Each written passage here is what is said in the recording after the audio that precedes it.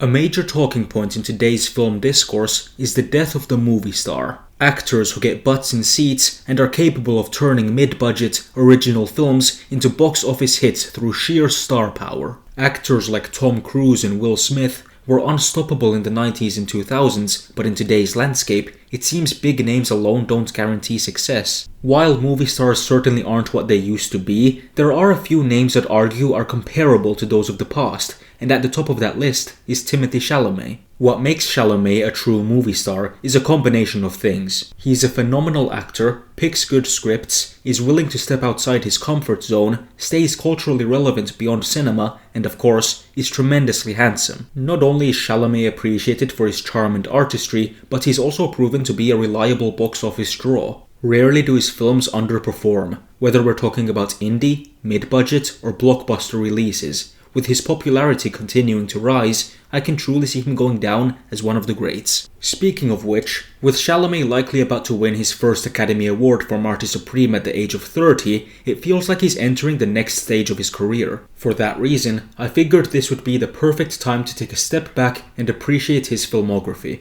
In this video, I'll be ranking every major Timothée Chalamet performance from my least favorite to my favorite. The films you see on screen right now are what I'll be ranking. I choose to omit films where he doesn't have a large presence, such as Interstellar and Don't Look Up, since it's hard to fairly compare those to the rest of his work. And just to be clear, I'm ranking his performances, not the films themselves. With that out the way, and now that I've rewatched most of Chalamet's filmography, let's begin. Oh yeah, but first, it seems like 99.5% of you aren't subscribed. I would greatly appreciate it if you can get that number down. Okay, now let's actually begin.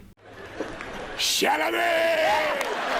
To be clear, I don't think Timothée Chalamet has ever given a bad performance. Some are just weaker than others. It should come as no surprise that much of his least impressive work comes from early in his career when he was still building a name for himself and not necessarily working on the strongest of projects. 1 and 2 is a perfect example of that. The film tells the story of two siblings, a brother and sister, who have the ability to teleport short distances. Their father resents them for this and is abusive toward them, while their mother struggles with health issues. There isn't much to this film. It's low budget and fairly dull across the board, every character is one-dimensional, the presentation is flat, and the narrative is unengaging. As for Chalamet, he plays the brother and he's actually one of the better aspects of the film, though that isn't saying much. Much of the film's dullness is reflected in his performance, but there are small glimpses of greatness here and there. Chalamet is known for playing emotionally damaged characters, and we see plenty of that here. Most of it just doesn't stand out in any meaningful way, good or bad.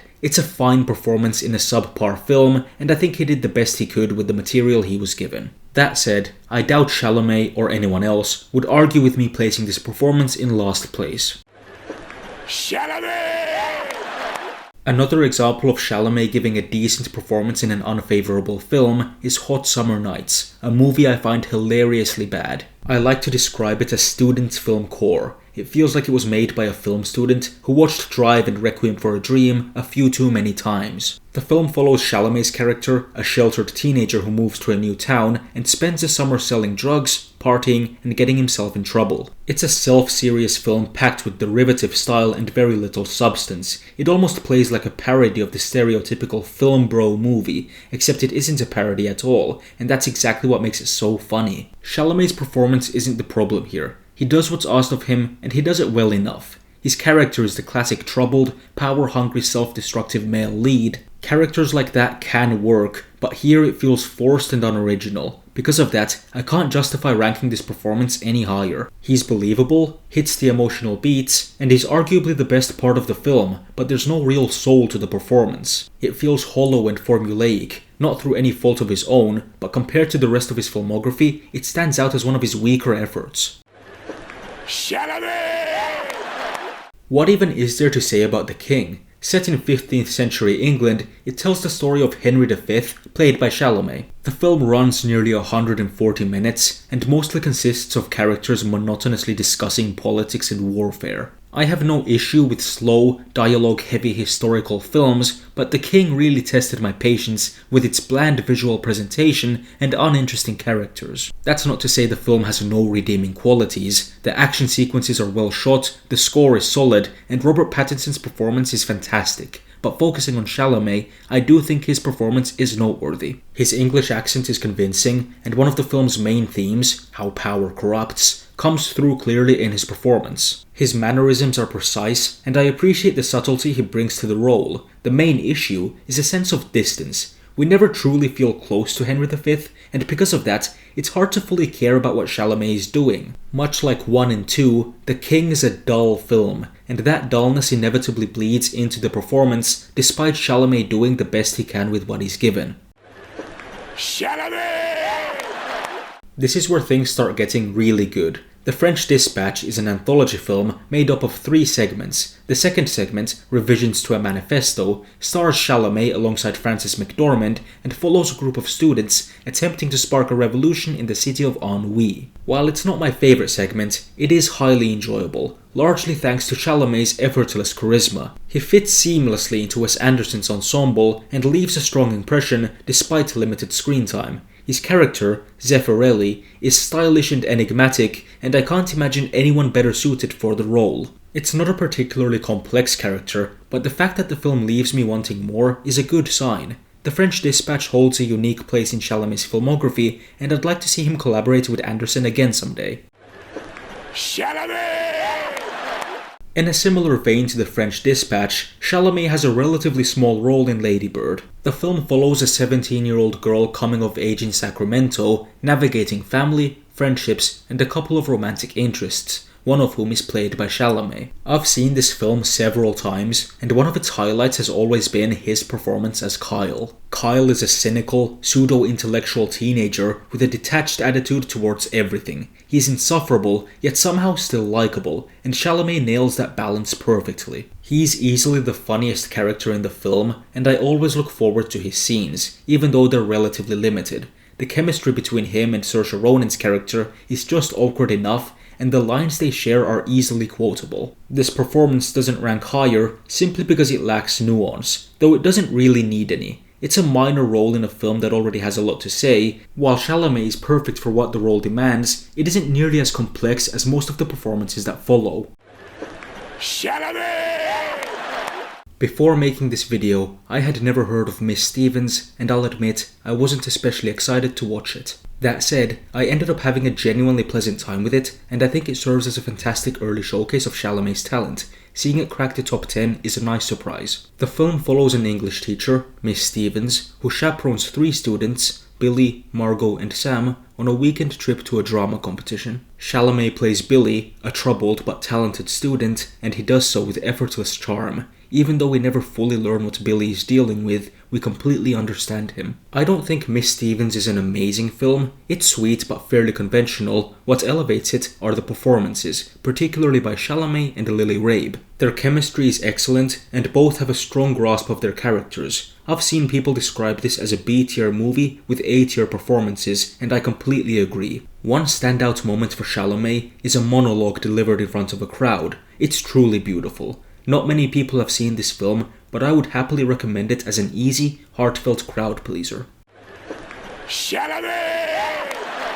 I'll be upfront. I do not like A Complete Unknown, and I didn't rewatch it for this video. When I saw it a year ago, I found it tedious, and even considered it one of Chalamet's weakest performances. That said, I'm willing to admit I may have been too harsh on the performance itself. While I didn't revisit the full film, I did rewatch several clips, and his performance is undeniably solid. I may not like it as a portrayal of Bob Dylan, but purely from an acting standpoint, Chalamet is doing good work. This is difficult to articulate because I really dislike the film. I wish the character had been written differently, and I wish Chalamet had been directed differently, but his acting is still impressive. He was nominated for an Academy Award for this role, and while I wasn't happy about the nomination, I can't entirely argue against it. What it ultimately comes down to is an actor delivering a strong performance in a film that doesn't deserve it, and even then, it's complicated, because the performance doesn't work within the film, but does work when viewed in isolation. That's where I stand. Apologies for any confusion. I could easily make an entire video unpacking this, but I won't because frankly, I don't feel like talking about this film any longer. Chalamet! This has to be the hottest take of the video. I'm a big defender of A Rainy Day in New York, and I think it features the funniest performance of Chalamet's career. This film is so much funnier than people give it credit for. It's often criticized for being overly quirky and pretentious, but that's kind of the point. It follows a pair of young, clueless, privileged pseudo-intellectuals as they bounce around Manhattan on a series of side quests. At the center of it all is Chalamet's character, Gatsby Wells. Yes, his name is Gatsby. Am I the only one who finds that truly funny? He spends most of the runtime having poetically shallow conversations about art and the meaning of life, and that kind of humor is completely my thing. Chalamet perfectly captures Gatsby's pretentiousness and obnoxiousness, while still making him endearing. He's not a bad guy, just oblivious, or as Elle Fanning's character puts it, quaint. I love every second we spend with him, and with the film as a whole. A Rainy Day in New York is definitely a flawed film, but I'm completely won over by its whimsy and by Chalamet's charming presence. Chalamet!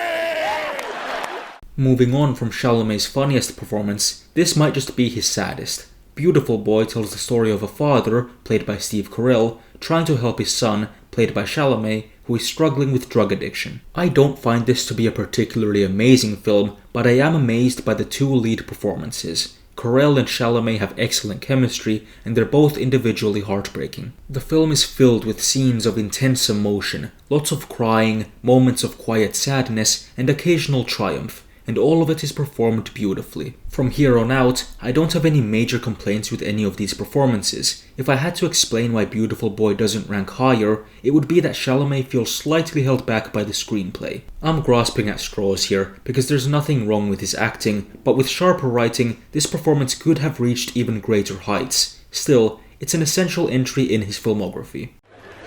Chalamet! Bones and All marks Timothée Chalamet's second collaboration with Luca Guadagnino. We'll talk about their first a bit later, but I think they're a perfect pairing, and I hope they continue working together for years to come. If you're unfamiliar with what Bones and All is about, I want to keep it vague, because my first viewing experience was incredibly special. All I knew going in was that it was a new Guadagnino film co-starring Chalamet. About 10 minutes in, the inciting incident happens, and I was completely hooked. At its core, the film is a twisted romance between two troubled characters, Lee and Marin, played by Chalamet and Taylor Russell. The chemistry between the two leads is remarkable. While the film leans more into Marin's perspective, Lee is almost just as essential. He's mysterious, unpredictable, and clearly carrying a lot of pain. When we first meet him, he's hard to read, but instantly compelling. He's deeply flawed, yet easy to root for. Chalamet has played characters like this before, but none quite as strange or specific as Lee. I don't often see Bones and All discussed as one of his strongest performances, but I truly believe it deserves to be. Side note, if I had a nickel for every time Timothée Chalamet played a character who steals $8 from someone, I'd have 2 nickels, which isn't a lot, but it's weird that it happened twice. Chalamet! You might be surprised to see Wonka this high on the list, but I couldn't help myself. When it was first announced that Chalamet would be playing Willy Wonka, I was skeptical, but the moment I saw the film, all those worries disappeared. He's just so likable in the role, and I honestly wouldn't mind seeing him play this character again someday. Not only are Chalamet's acting chops on full display, but he also handles the musical sequences impressively. It's a demanding role, and he pulls it off with ease. He has a strong singing voice, his mannerisms fit the film's whimsical, dreamlike tone, and his understanding of the character is spot on. He strikes a perfect balance between goofiness and sincerity. I've only grown to appreciate Wonka more over time, and I'm sure I'll revisit it again in the future. Chalamet! Out of all of Chalamet's supporting roles, his portrayal of Laurie in Greta Gerwig's Little Women is my favourite. I'll admit, I haven't read the book or seen the other adaptations, but I still think Chalamet's casting is absolutely perfect. He embodies Laurie completely, the silliness, the confusion, the longing, the charisma. He fits perfectly into the ensemble and has fantastic chemistry with actors like Saoirse Ronan and Florence Pugh. Laurie is a complicated character. He can be clueless and a bit ignorant, but there's an undeniable charm to him. He's figuring life out in real time, and Chalamet captures that beautifully. It's a supporting performance that feels just as nuanced, if not more so, than many of his lead roles. One thing I love about Little Women is how relatable every single character feels, and that's a testament not only to the source material, but to Gerwig's adaptation and the strength of the entire cast. Chalamet!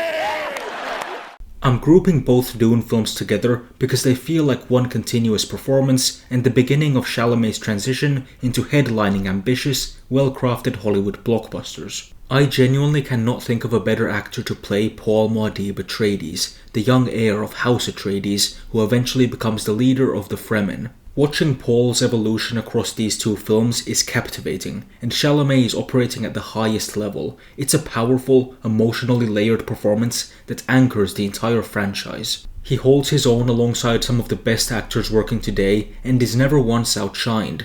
Before Dune, Chalamet proved he could carry smaller, independent films. Now, it feels like there is no limit to what he can accomplish. And the thing is, Paul's journey isn't over yet. I can't wait to see what Chalamet does with the character next, and I hope to see him attached to more artistically ambitious franchises in the future. Chalamet!